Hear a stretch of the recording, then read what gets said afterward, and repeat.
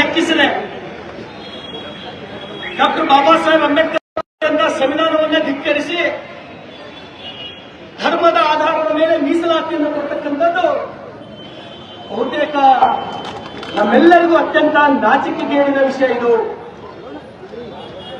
ನನಗೆ ಬಹಳ ವಿಚಿತ್ರ ಅನಿಸ್ತಾ ಇದೆ. ಈ ರಾಜ್ಯದಲ್ಲಿ ಬರೀ ಮುಸ್ಲಿಮರು ಮಾತ್ರ ಬಡವರ, ಬರೀ ಮುಸ್ಲಿಮರು ಮಾತ್ರ ನಿಮಗೆ ಓಟ್ ಕೊಟ್ಟು ಈ ಸರ್ಕಾರವನ್ನ ತಂದ್ರ, ದಲಿತರಲ್ಲಿ ಬಡವರಿಲ್ವಾ?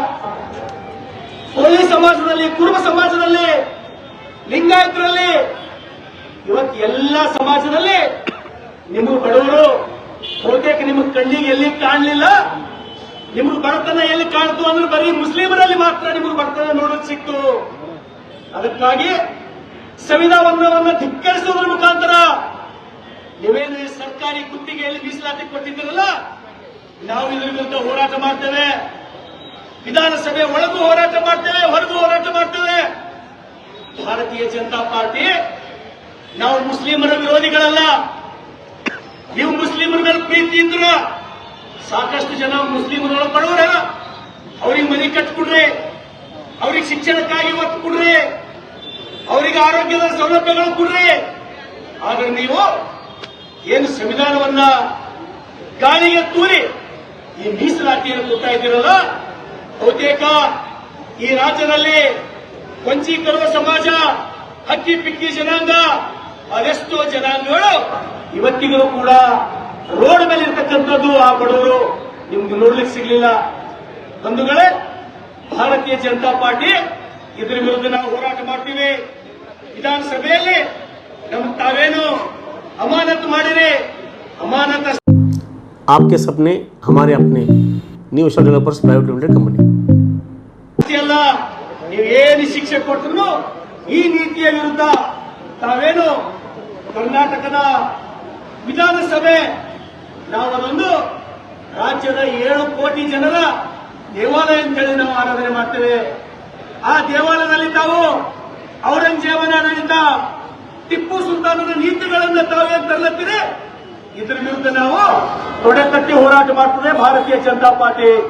ಬಂಧುಗಳೇ, ಇದರ ಜೊತೆಗೆ ತಾವೆಲ್ಲರೂ ಕೇಳಿದ್ದೀರಿ, ಅನಂತ್ ಕುಮಾರ್ ಹೆಗಡೆಯವರು ಏನೂ ಮಾತೇ ಆಡಿರಲಿಲ್ಲ, ಸಂವಿಧಾನ ಬದಲಾವಣೆ ಮಾಡ್ತಾರೆ ಅಂತ ಹೇಳಿ ಇವತ್ತು ನೀವು ಆರೋಪ ಮಾಡಿದ್ರಿ. ವಿದೇಶದಲ್ಲಿ ಹೋಗಿ ರಾಹುಲ್ ಗಾಂಧಿ ಅವರು ಲಂಡನ್ ಒಳಗೆ ಕುಂತು ನಾವು ಸಂವಿಧಾನವನ್ನು ಬದಲಾವಣೆ ಮಾಡ್ತೀವಿ ಅಂತ ಹೇಳಿ ಅವ್ರು ಹೇಳ್ತಾರೆ. ಕರ್ನಾಟಕ ರಾಜ್ಯದಲ್ಲಿ ಒಬ್ಬ ಜವಾಬ್ದಾರಿ ವ್ಯಕ್ತಿ ಇನ್ನೇನು ಕೆಲವೇ ದಿವಸದೊಳಗೆ ನಾನು ಮುಖ್ಯಮಂತ್ರಿ ಆಗ್ತೇನೆ ಅಂತ ಹೇಳಿ ಹೊರಟವರು ಜವಾಬ್ದಾರಿತನದ ಹೇಳಿಕೆ ಸಂವಿಧಾನವನ್ನ ಮುಸ್ಲಿಮರ ರಕ್ಷಣೆಗಾಗಿ ನಾವು ಬದಲಾವಣೆ ಮಾಡ್ತೀವಿ ಅಂದಿದ್ರಲ್ಲ, ತಾವು ಈ ಮಾತನ್ನ ವಾಪಸ್ ತಗೋಬೇಕು. 7 ಕೋಟಿ ಕನ್ನಡಿಗರಿಗೆ ತಾವು ಕ್ಷಮೆಯನ್ನ ಕೇಳಬೇಕು. ಇದರ ಜೊತೆಗೆ ತುಂಬಾ ನೋವಿನಿಂದ ಹೇಳ್ತೇನೆ, ಏನು ಆಲಮಟ್ಟಿ ಜಲಾಶಯ, ನಾರಾಯಣಪುರ ಬಸವಸಾಗರ ಜಲಾಶಯದಿಂದ ತಾವು ತುಲನೆ ಮಾಡಿ ನೋಡ್ರಿ. ಇವತ್ತು ಬೆಳಗ್ಗೆ ಕನ್ನಡದ ಅತ್ಯಂತ ಪ್ರತಿಷ್ಠಿತ ಚಾನೆಲ್ 24x ಸುವರ್ಣದೊಳಗ ಇವತ್ತು ಹೇಳಿದ್ರು, ರಮೇಶ್ ಚಿಗಣಗಿ ಅವರು ಫೆಬ್ರವರಿ ತಿಂಗಳೊಳಗ ಎಷ್ಟು ಟಿಎಂಸಿ ನೀರ ಎಲ್ಲಿ ಬಸವಸಾಗರದೊಳಗಿತ್ತು, ಆಲಮಟ್ಟಿಯೊಳಗಿತ್ತು, ಸುಮಾರು 60 ಟಿಎಂಸಿ ನೀರಲ್ಲಿತ್ತು. ಇವತ್ತು 30 ಟಿಎಂಸಿ ನೀರು ನಿಮಗೆ ಆಲಮಟ್ಟಿಯೊಳಗೆ ನೋಡಕ್ ಸಿಗಲ್ಲ, ಬಸವಸಾಗರದೊಳಗೆ ನೋಡಕ್ ಸಿಗಲ್ಲ. ಇದಕ್ಕೆ ಕಾರಣ ಏನು? ತೆಲಂಗಾಣದ ಮೇಲೆ ನಿಮ್ಮ ಪ್ರೀತಿ. ಹಾಗಾದ್ರೆ ಈ ರಾಜ್ಯದ ಜನ ನಿಮಗೆ ಓಟ್ ಕೊಡ್ಲಿಲ್ಲ, ಈ ರಾಜ್ಯದ ರೈತರ ಮೇಲೆ ನಿಮಗೆ ಪ್ರೀತಿ ಇಲ್ಲ. ಅದಕ್ಕಾಗಿ ಜನ ಶಾಪ ಹಾಕ್ತಾ ಇದ್ದಾರೆ ನಿಮ್ಮ ಮೇಲೆ.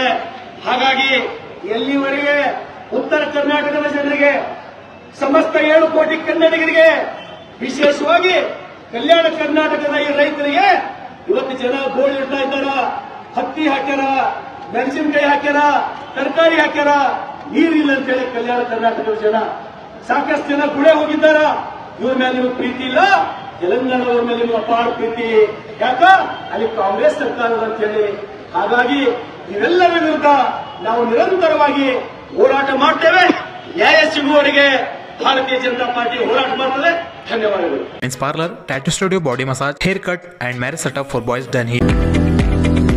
Knowledge Park, the creative school for quality and innovative education. करें एक बेहतर कल की शुरुआत आज से.